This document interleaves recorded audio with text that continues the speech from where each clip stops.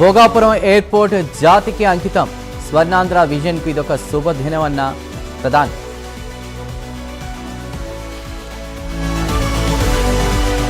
ఎర్రబస్సు రాని ఊరికి ఎయిర్పోర్ట్ వచ్చింది. ఇది ఉత్తరాంధ్ర దెబ్బ. అర్థమైందా రాజా అంటున్న లోకేష్.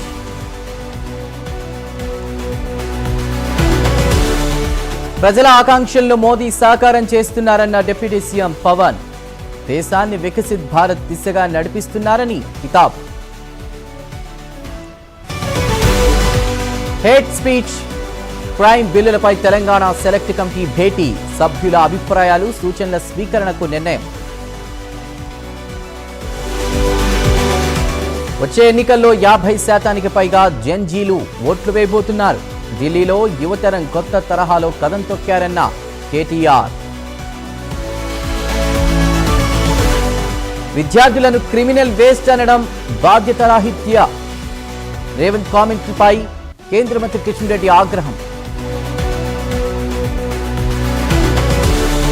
వరద నీటితో ఉప్పొంగుతున్న గోదావరి. 56.10 అడుగులకు చేరిన నీటి మట్టం. పోలవరం జిల్లాలో జాలర్ల ఆందోళన. 3 ఏళ్లుగా వేతనాలు లేవని ఆవేదన. లాలాగూడ పిఎస్లో ఎస్ఐపై వరుస ఆరోపణలు. మహిళా సిబ్బంది సామాన్య ప్రజలతో దురుసు ప్రవర్తన. ఎగువ ప్రాంతాల్లో భారీగా కురుస్తున్న వర్షాలు. పి గన్నవరం పాత ఆక్విడక్ట్ తాకిన వరద నీరు.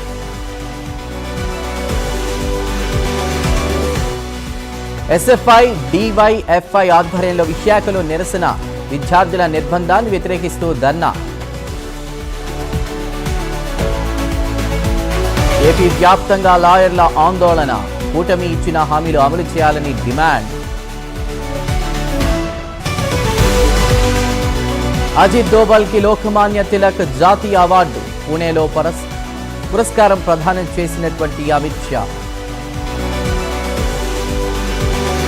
జమ్మూ కాశ్మీర్లో క్లౌడ్ బర్స్ట్. పోటెత్తిన వరద. నీట మునిగిన కిస్తవార్.